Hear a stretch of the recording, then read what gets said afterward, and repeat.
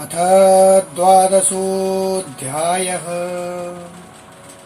भक्तियोग। श्री अर्जुन उवाच एवं सततयुक्ता ये भक्तास्त्वं पर्युपासते ये चाप्यक्षरमव्यक्तं तेषां के योगवित्तमः। श्रीभगवानुवाच मायावेश्य मनो ये मां नित्ययुक्त उपासते श्रद्धया परयोपेतास्ते मे युक्ततमा मतः। ये त्वक्षरमनिर्देश्यमव्यक्तं पर्युपासते सर्वत्र गमचिन्त्यं च कूटस्थमचलं ध्रुवम् सन्नियमेन्द्रियग्रामं सर्वत्र समबुद्धय ते प्राप्नुवन्ति मामेव सर्वभूतहिते रतः। क्लेशुधिकतरस्तेषामव्यक्तासक्तचेतसाम् अव्यक्ता हि गतिर्दुःखं देहबद्धिरवाप्यते। ये तु सर्वाणि कर्माणि मयि सन्न्यस्य मत्पराः अनन्येनैव योगेन मां ध्यायन्त उपासते तेषामहं समुद्धर्ता मृत्युसंसारसागरात् भवामि न चिरात् पार्थ मया वेशितचेतसाम्।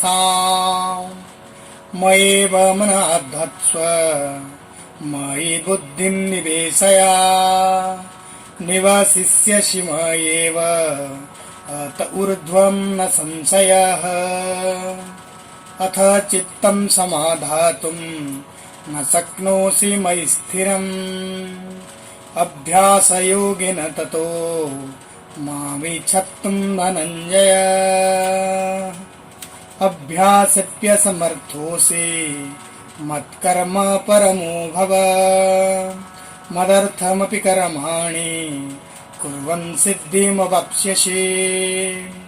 अथैतदप्यशक्तोऽसि कर्तुं मद्योगमाश्रितः सर्वकर्मफलत्यागं ततः कुरु यतात्मवान्।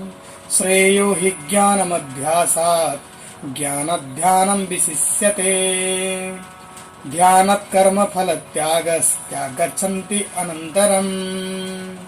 अद्वेष्ट सर्वभूतानां मैत्रः करुण एव च निर्ममो निरहङ्कारः समदुःखसुखक्षमी सन्तुष्टः सततं योगी यतात्मा दृढनिश्चयः। मयर्पितमनुर्बुद्धिः यो मद्भक्तः स मे प्रियः। यस्मान्नो द्विजते लोको लोकान्नो द्विजते च यः हर्षमर्षभयोद्वेगैर्मुक्तो यः स च मे प्रियः। अनपेक्षः शुचिर्दक्ष उदासीनो गतव्यथः सर्वारम्भः परित्यागी यो मद्भक्तः स मे प्रियः। यो न हृष्यति न द्वेष्टि न शोचति न काङ्क्षति शुभाशुभपरित्यागी भक्तिमन्यः स मे प्रियः। समः सतौ च मित्रे च तथा मानपमानयोः शीतोष्णसुखदुःखेषु समः सङ्गविवर्जितः तुल्यनिन्दस्तुतिर्मौनी सन्तुष्टो येन केनचित् अनिकेतस्थिरमतिर्भक्तिमन्मे प्रियो नरः।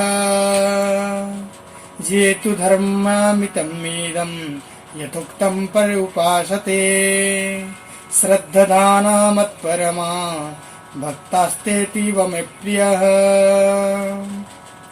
ॐ तत्सदिति श्रीमद्भगवद्गीतासु उपनिषत्सु ब्रह्मविद्यायां योगशास्त्रे श्रीकृष्णार्जुनसंवादे भक्तियोगो नाम 12 अध्यायः।